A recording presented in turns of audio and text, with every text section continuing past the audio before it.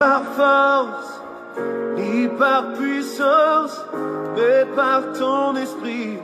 Envoie ton esprit, ni par force, ni par puissance, mais par ton esprit.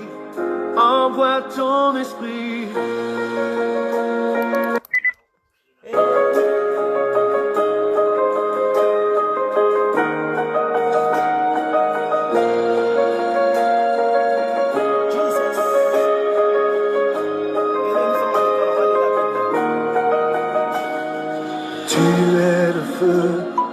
Nous sommes le temple, tu es la voix.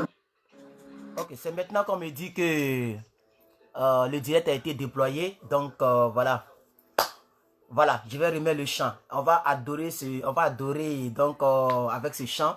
Et puis quand il y aura quelques personnes en ligne, je vais lancer le direct. On y va. Ni par force, ni par puissance, mais par ton esprit. Envoie ton esprit. Ni par force, ni par puissance, mais par ton esprit. Envoie ton esprit.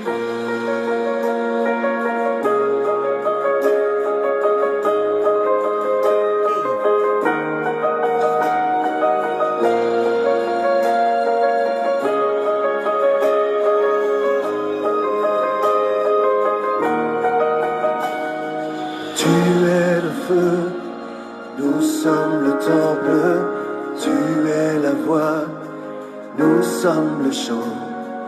Toi notre Dieu, nous sommes ton peuple, toi la lumière, nous t'élevons. Émerveillé par toi.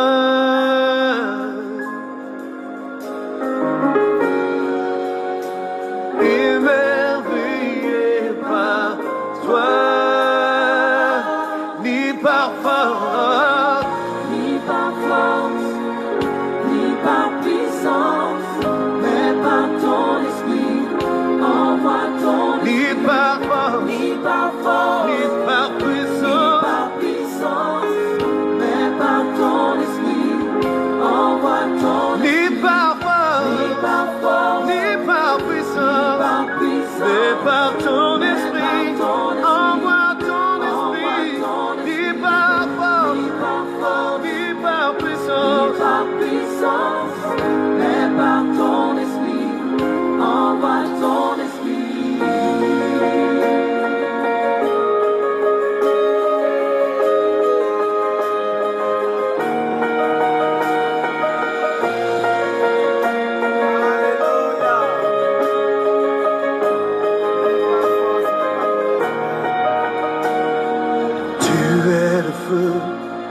Nous sommes le temple, tu es la voix, nous sommes le chant. Toi notre Dieu, nous sommes ton peuple, toi la lumière, nous t'élevons. Émerveillé par toi.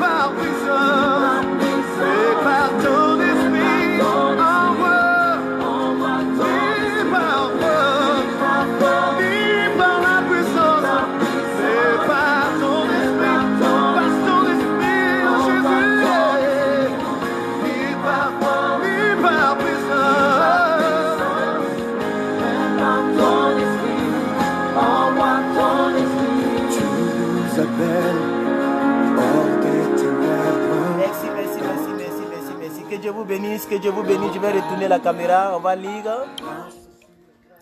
Voilà, que Dieu vous bénisse. Alors, tous ceux qui veulent écouter ce chant, ok, je vais vous envoyer le lien bientôt. Voilà, je vais vous envoyer le lien, ok. Voilà, je vous enverrai le lien de ce fabuleux chant. Voilà. Et vous allez donc l'écouter. Ok? Voilà. Un très bon chant chrétien. Nul n'aime quoi.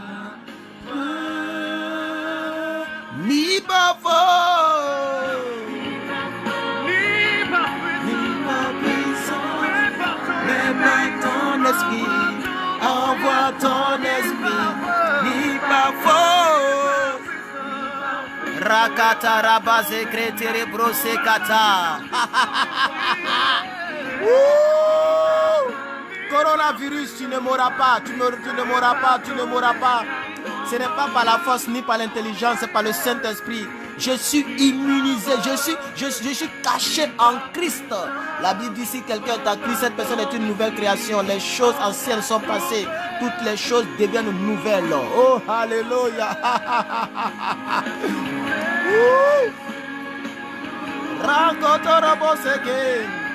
Louise Badini, que Dieu te bénisse, que Dieu te protège. Au nom suprême de Jésus, je proclame, je déclare, je prophétie sur ta vie que tu es immunisé contre cet esprit au nom de Jésus-Christ.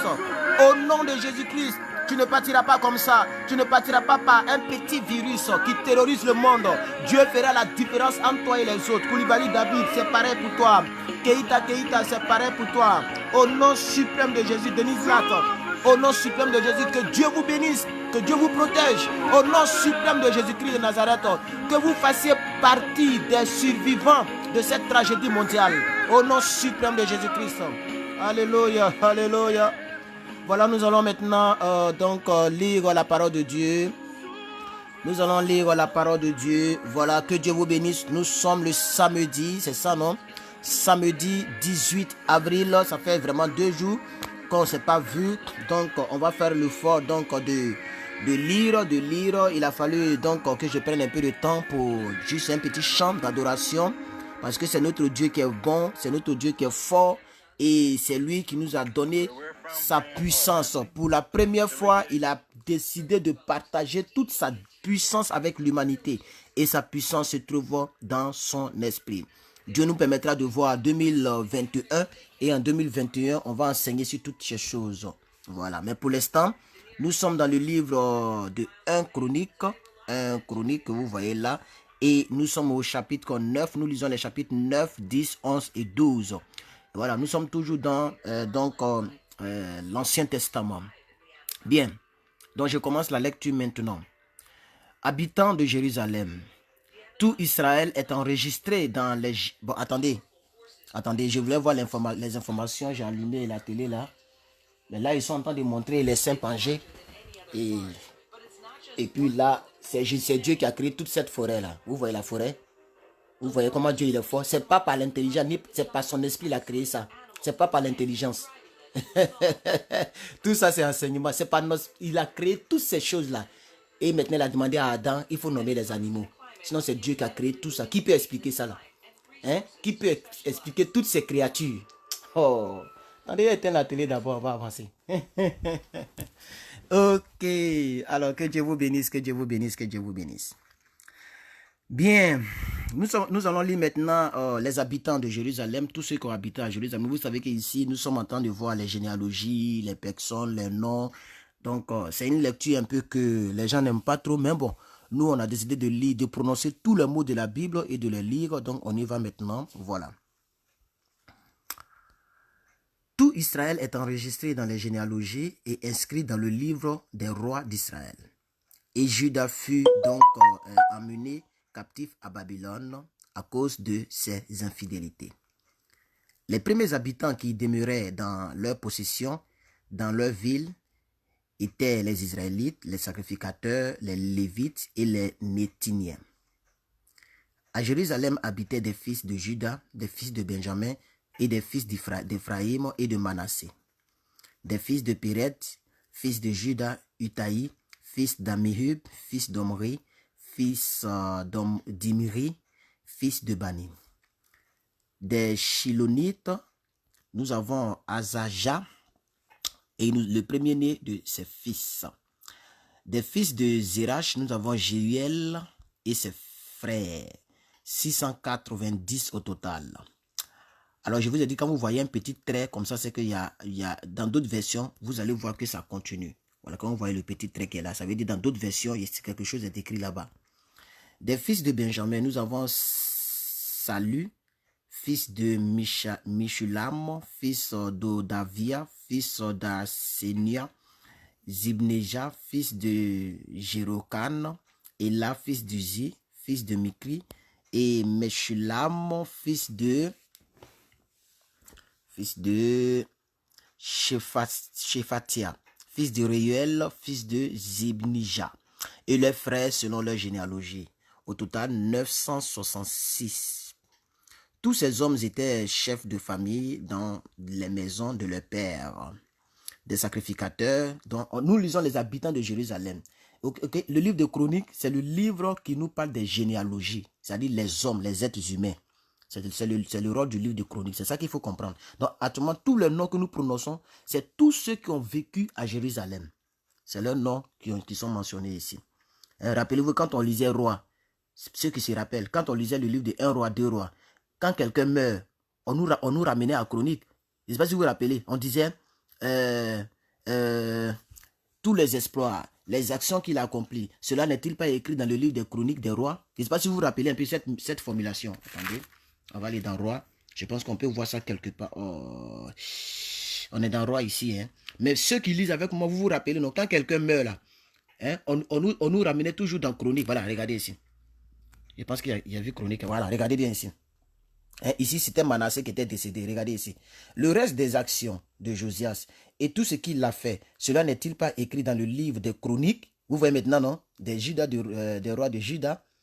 Je ne sais pas si vous comprenez un peu. Donc, c'est ça. Maintenant, on lit ici la chronique là. Ok? Voilà. J'espère que vous avez compris la partie là. Donc ici, nous avons Azaria, fils de Ilkija, fils de Meshulam, fils de Sadok, fils de Mirajot, fils d'Achitude, prince de la maison de Dieu. Adaja, fils de Jérokano, fils de Pachu, fils de Malkija, Maïsaï, fils d'Adiel, fils de Jachzera, fils de Meshulam, fils de Meshilémite, fils d'Imer. Et leurs frères, chefs de maison de leur père, 1760 hommes vaillants occupés au service de la maison de Dieu. Des Lévites. Donc il y avait aussi des Lévites qui vivaient à Jérusalem. Nous avons Shemaïja, fils de Ashub, fils d'Azrikam, fils de Achabia, fils de Merari, regardez le nom là. Babakar, Eresh, Galal, Matania, fils de Miché, fils de Zikri, fils d'Azaph. Azaph, c'était un chef d'orchestre. Abdias, fils de Shemaïja, fils de Galal, fils de Jedutun. Berekia, fils d'Azaph, fils d'Elkana, qui habitait dans le village de Netophatien. Et les portiers, il y avait des portiers qui vivaient aussi donc à Jérusalem. Nous avons Shalom, donc Akub, Talmon, Achima et leurs frères. Shalom était le chef. Et jusqu'à présent, il est à la porte du roi à l'Orient. Ce sont là les portiers pour le camp des fils de Lévi. Shalom, mon fils de Corée, fils d'Ebiazaph, fils de Corée, et ses frères de la maison de son père, les Coréites, remplissaient les fonctions de gardiens des seuils de la tente et leur père avait gardé l'entrée du camp de l'Éternel. Et Phiné, le prophète Phiné, fils d'Éliazar, avait été autrefois leur chef et l'Éternel était avec lui. Zacharie, fils de Meshélémia, était portier à l'entrée de la tente d'assignation. Ils étaient en tout 212 choisis pour portier des seuils et enregistrés dans les généalogies d'après leur village. David et Samuel le voyant, donc Samuel, c'est le même Samuel, hein, voilà, on peut l'appeler Samuel le prophète ou Samuel le voyant. David et Samuel le voyant les avaient établis dans leurs fonctions. Eux et leurs enfants gardaient les portes de la maison de l'Éternel et celles de la tente d'assignation. Bien. Nous continuons au peuple de Dieu. Verset 24, ce chapitre se termine au verset 44, il est un peu long. Il y avait des portiers aux 4 points cardinaux à l'Orient, à l'Occident, au Nord et au Midi. Leurs frères qui demeuraient dans leur village devaient de temps en autre venir auprès d'eux pendant 7 jours. Car ces 4 chefs des portiers, ces Lévites, étaient toujours en fonction et ils avaient encore la surveillance de la chambre et des trésors de la maison de Dieu. Ils passaient la nuit autour de la maison de Dieu, dont ils avaient la garde, et ils donc devaient ouvrir chaque matin. Quelques-uns des Lévites prenaient soin des ustensiles du service, qu'ils rentraient en les comptant et sortaient en les comptant. D'autres veillaient sur les ustensiles, sur tous les ustensiles du sanctuaire et sur la fleur de farine, le vin, l'huile, l'encens et les aromates. Donc, c'était des fils de sacrificateurs qui composaient les parfums aromatiques. Atatia, l'un des Lévites, premier-né de Shallum, le Coréite, s'occupait des gâteaux cuits sur la plaque et quelques-uns de leurs frères parmi les Kéatites étaient chargés de préparer pour chaque sabbat les pains de proposition. Ce sont là les chantres, chefs de famille des Lévites, demeurant dans les chambres, exempts des autres fonctions parce qu'ils étaient à l'œuvre jour et nuit. Ce sont là les chefs de famille, les Lévites, chefs selon leur généalogie, ils habitaient à Jérusalem. On va lire encore, donc toujours nous sommes en train de lire les habitants de Jérusalem, et cette fois-ci ce sont les ancêtres et les descendants de Saül et de Jonathan. Vous connaissez Saül, c'est l'adversaire de notre patron, notre frère, pas un patron. David, il est comme moi, je suis comme David. Voilà, peut-être même que je suis plus béni que David, mais qui sait. Voilà, bien. Donc, comme lui, il était l'ennemi de notre frère David, et Jonathan était son fils. On y va. Le père de Gabaon, Jéhiel, habitait à Gabaon et le nom de sa femme était Maaka. Abdon, son fils premier-né, puis Sukid, Bal, Ner, Nadab, Gidor, Ajor, Zacharie et Miklot. Miklot engendra Shimeam. Ils habitaient aussi à Jérusalem près de leurs frères avec leurs frères. Ner engendra Kis, Kis engendra Saül, Saül engendra Jonathan, Jonathan, Malkija, Abinadad et Eshbaal. J'espère que vous comprenez ce verset 39. Je reprends. Ner engendra Kis. Kis engendra Saül. Donc, pour connaître, ce verset peut t'aider à connaître le père de Saül, le grand-père de Saül. Voilà. Hein? Saül, là, tu voulais tuer David, là. Son père s'appelle Kis. Et le père de Kis s'appelle Ner. Bien. Saül, là, il a engendré Jonathan. Il a engendré Malkishua. Il a engendré Abinadad. Et le même Saül a engendré Eshbaal. Bon, bien. Alors, on va lire maintenant les fils de Jonathan. Nous avons Merib-Baal. Merib-Baal engendra Miché. Donc, c'est ce Jonathan, ce bon Jonathan-là, c'est lui, c'est son petit-fils qui est le prophète Miché. On va lire les fils de Miché. Nous avons Python, Mélec et puis Taria. Akaz engendra Jaïra. Jaïra engendra Alimelech. Alémec, Azmavet et Zimri. Zimri engendra Motsa. Motsa engendra Binia. Refaja, son fils, il y avait 15 personnes. Hein. Tout à l'heure, on dit, maintenant il y a 6 personnes. Ça, c'est du charabia à leurs yeux. Voilà. Les gens n'ont pas le temps. C'est-à-dire qu'ils n'ont pas le temps vraiment. Ça devient du charabia au fait. Mais bon, quand tu aimes Dieu, tu peux faire ce sacrifice. Hein. Voilà. Hein, quand on aime une fille ou on aime un homme, même quand il te rencontre, tu sais qu'il te rencontre du charabia, tu dis, j'ai compris, je comprends. Hein? Voilà. Juste pour ne pas frustrer tout. Mais il y a des gens là, ils n'ont jamais lu l'Ancien Testament. Eux là, ça, c'est pas dans la Bible. Hein. Voilà. Ok, 43. Refaja, son fils, Eliazar, son fils, Atsel, son fils, Atsel eut 6 fils, dont voici les noms. Nous avons Azikram, Bokru, Ismaël, et Shearia, Abdias, Anna. Ce sont là les fils d'Atsiel. Ok, nous allons voir le règne, la fin du règne de Saül.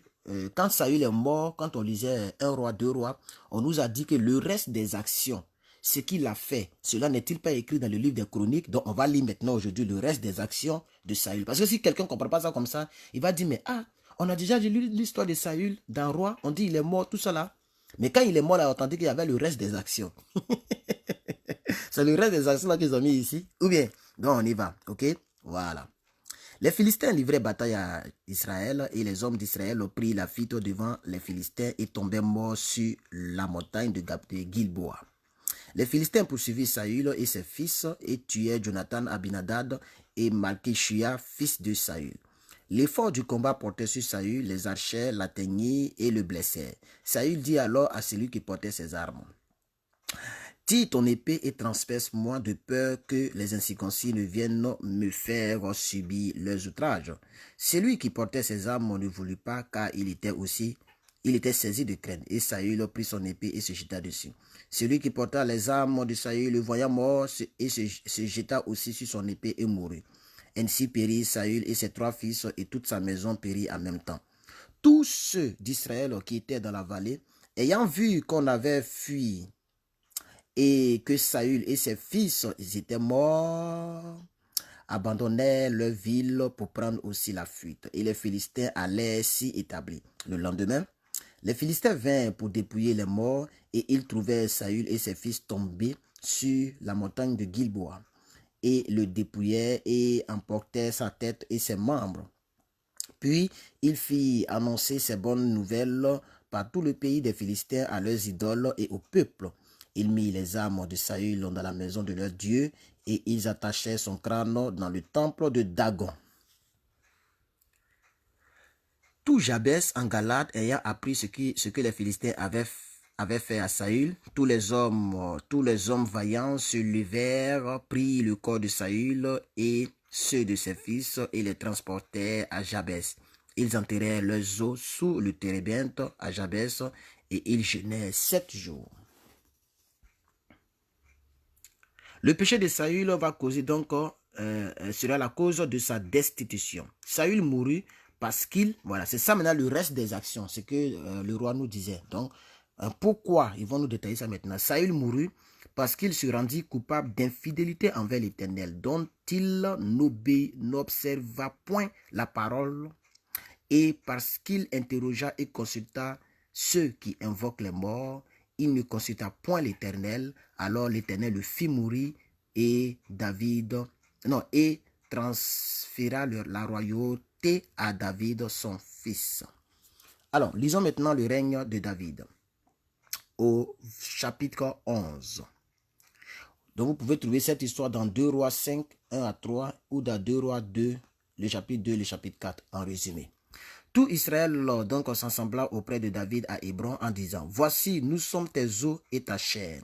Autrefois déjà, même lorsque Saül était roi, c'était toi qui conduisis donc et qui ramenait Israël. L'Éternel ton Dieu t'a dit, tu paîtras mon peuple d'Israël et tu seras le chef de mon peuple d'Israël. Ainsi, tous les anciens d'Israël vinrent auprès du roi à Hébron, et David fit alliance avec eux à Hébron devant l'Éternel. Il oignit David pour roi sur Israël selon la parole de l'Éternel prononcée par Samuel. David marcha avec tout Israël sur Jérusalem, qui est Jébus, dont le nom de Jérusalem ça s'appelait avant Jébus. Là étaient les Jébusiens, habitants du pays. Les habitants de Jébus dirent à David: tu n'entreras point ici. Mais David s'empara de la forteresse de Sion, c'était la cité de David. David avait dit: quiconque battra le premier des Jébusiens sera chef et prince. Joab, fils de Séruja, monta le premier et il devint chef. David s'établit dans la forteresse, c'est pourquoi on l'appela la cité de David. Il fit tout autour de la ville des constructions depuis Milo et aux environs, et Joab repéra le reste de la ville. David devenait de plus en plus grand et l'Éternel des armées était avec lui. Nous allons lire encore ici un rappel des listes des vaillants hommes de David que nous avions déjà lu de l'autre côté, bien sûr. Voici les chefs des vaillants hommes qui étaient au service de David et qui l'aidèrent avec tout Israël à assurer sa domination afin de l'établir roi selon la parole de l'Éternel au sujet d'Israël. Voici, d'après leur nombre, les vaillants hommes qui étaient au service de David. Nous avons Jacques-Chobéham, fils de Akmoni, l'un des principaux officiers. Il brandit sa lance sur 300 hommes 300 hommes qu'il fit périr en une seule fois. Après lui, nous avons Éléazar, le fils de Dodo, la Shoshite, l'un des 3 guerriers. Il était avec David à Pandamim, où les Philistins s'étaient rassemblés pour combattre. Il y avait là une parcelle de terre remplie d'orge et le peuple fuyait devant les Philistins. Ils se plaçaient au milieu du camp, le protégèrent et battirent les Philistins. Et l'Éternel opéra une grande délivrance. 3 des 30 chefs descendirent auprès de David sur le rocher de la caverne d'Adullam lorsque le camp des Philistins était dressé dans la... Attendez que je vérifie quelque chose. Ok, c'est ça. Dans la vallée de Raphaïm. David était alors dans la forteresse et il y avait un poste de Philistins à Bethléem. David eut un désir et il dit: qui me fera boire de l'eau de la citerne qui est à la porte de Bethléem? Alors les 3 hommes donc passaient au travers du camp des Philistins et puisaient de l'eau de la citerne qui est à la porte de Bethléem. Ils la portaient et la présentaient à David. Mais David ne voulut pas la boire et il la répandit devant l'Éternel et il dit: que mon Dieu me garde de cela. Boirai-je le sang de ces hommes qui sont allés au péril de leur vie, car c'est au péril de leur vie qu'ils l'ont apportée. Et il ne voulut pas la boire. Voilà ce que firent ces 3 vaillants hommes. Abishai, frère de Joab, était le chef des 3. Il brandit sa lance sur 300 hommes et les tua, et il eut du renom parmi les 3. Il était le plus considéré des 3 et le plus considéré des 3 de la seconde série. Il fut leur chef, mais il n'égala pas les 3 premiers. Benaja, fils de Jéhojada, fils des hommes de Capsel, rempli de valeur et célèbre par ses exploits. Il frappa 2 lions de Moab et descendit au milieu. Ça, c'est des choses que vous savez, dont je n'explique pas, je vais un peu rapidement. Voilà, on a déjà lu ça de l'autre côté. Il descendit au milieu d'une citerne où il frappa un lion un jour de neige. Il frappa un Égyptien d'une stature de 5 coudées et ayant à la main une lance comme une ensouple de tisserand. Il descendit contre lui avec un bâton, arracha la lance de la main de l'Égyptien et il s'en servit pour le tuer. Voilà ce que fit Benaja, fils de Jéhojada, et il eut du renom parmi les 3 vaillants hommes de David. Bon, les 3 vaillants hommes, bien sûr. 25. Il était le plus considéré des 30, mais il n'égala pas les 3 premiers. David l'admit dans son conseil secret, donc dans ses services secrets. Hommes voyants de l'armée. Les hommes voyants de l'armée maintenant. Nous avons Azaël, frère de Joab, Elkanan, fils de Dodo, de Bethléem. Nous avons Shamoth, d'Aror. Nous avons Élète de Pilon. Donc quand on dit Shalom, quand on dit Shamoth d'Aror, c'était le nom de ce voyant de l'armée là s'appelle Shamoth et il vient de Aror. Élète vient de Palon. Bien. Ira, fils de Dekish de Tekoa. Abiezer d'Anatot. Sibekaï le Ushatite. Ilaï d'Ashoach. Maraï de Netopha. Élède, fils de Bana de Netopha. Itaï, fils de Ribaï de Gibéa, des fils de Benjamin. Benaja de Piraton. Uraï de Nachalé-Gash, Abiel d'Ara. Tout ça, ce sont les hommes qui étaient dans le service secret de David, hein, si vous voulez. Azmavet de Bacharum, Eliashba de Chalbon, Béné, Hachem de Gizon, Jonathan, fils de Shagé d'Arara. Là, il faut préciser parce qu'il y a un autre fils qui s'appelle Jonathan, qui est le fils d'Esaü. Voilà. Akshiam, fils de Saka, d'Ara, Eliphal, fils de U, Epher de Mekera, Ashija de Palon, Atsron de Carmel, Naraï, fils d'Esbaï, Joël, frère de Nathan, Mipsha, fils d'Agri, Sélec, l'Ammonite, Nashraï de Béroth, qui portait les armes de Joab, fils de Serija. Nous avons de Ira de Jéter, Gared, ils étaient nombreux, hein, Gared de Jéter, Uri le Hétien, Zabad, fils d'Ashlaï. Nous avons Adina, fils de Shija, le Rubénite, chef des Rubénites, et 30 avec lui. Nous avons Anan, fils de Maka, Josaphat de Mitni, Ozias d'Ashtaroth. Nous avons Shama et Jéiel, fils de Otam d'Aroer. Nous avons Jédiaël, fils de Shimri. Nous avons Josha, son frère, le Tissite. Eliel de Machavim. Jéribaï, le et Joshavia, fils d'Elnan. Jitma, le Moabite. Eliel, Obed et Jaasiel, Metsobaja. Waouh, ils ont des noms, hein. Alors, nous allons voir les troupes qui sont venues auprès de David à Siklag. Et après ça, on aura terminé. Bien. Je regarde l'heure rapidement. Il est 8 heures. Ok. Voici ceux qui se rendirent auprès de David à Siklag lorsqu'ils étaient encore éloignés de la présence de Saül, fils de Kis. Il faisait partie des vaillants hommes qui lui prêtaient leur secours pendant la guerre. Désolé, hein. C'étaient des archers lançant des pierres de la main droite et de la main gauche et tirant des flèches avec leur arc. Ils étaient de Benjamin, du nombre des frères de Saül.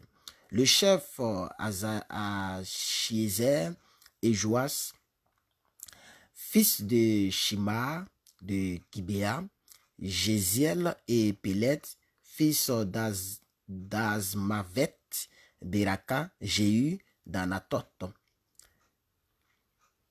Jishmaïja de Gabaon, vaillant parmi les 30 et chef des 30, Jérémie.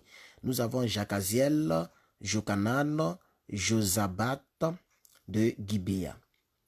Nous avons Élusaï, Jérimoth, Béalia, Shemaria, Shephasia de Haroth. Nous avons Elkana, Jishija, Azariel, Joézer. Et là, nous sommes en train de voir les troupes qui sont venues auprès de David. Ok, voilà, c'est tout cela.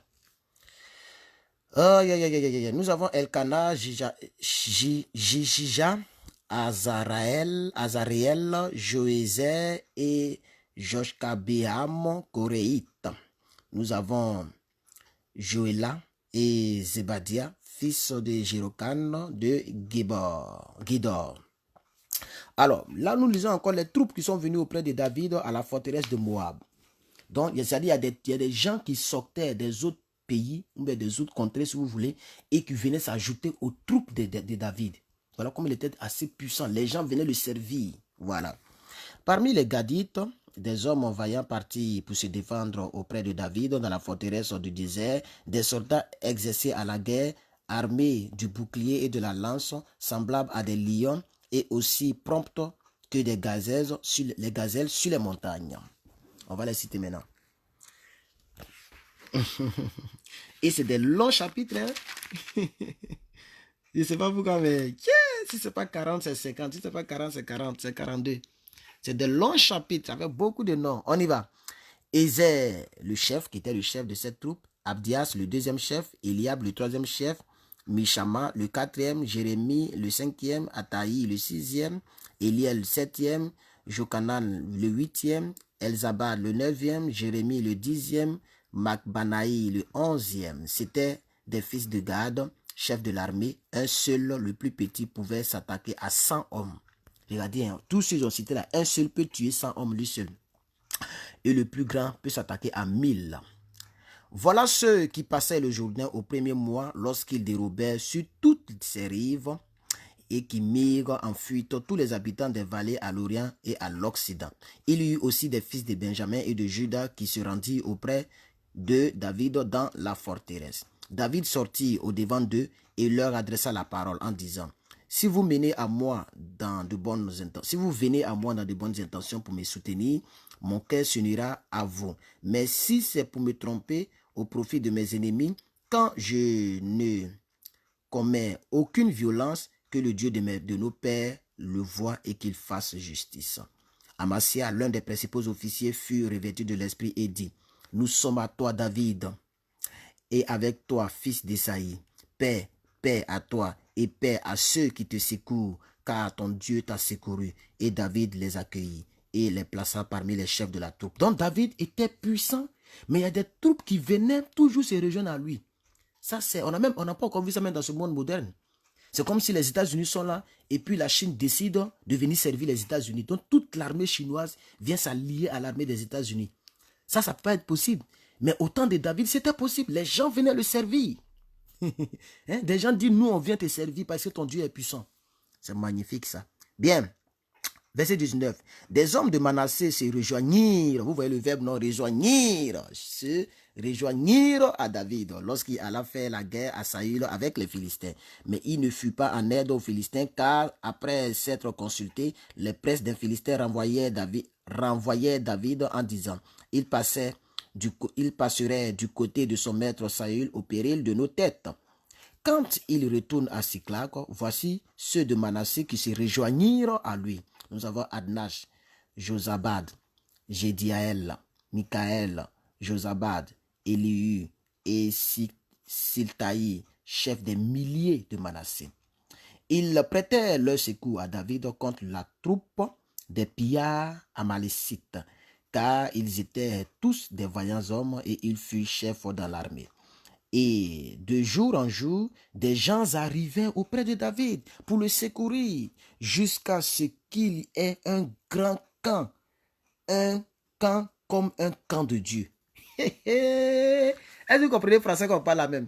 C'est-à-dire, quand on dit camp là, c'est les camps militaires, si vous voulez. Donc, son camp militaire était comme le camp militaire de Dieu l'Éternel. Non, David, tu as régné à tout. On y va les frères, on y va.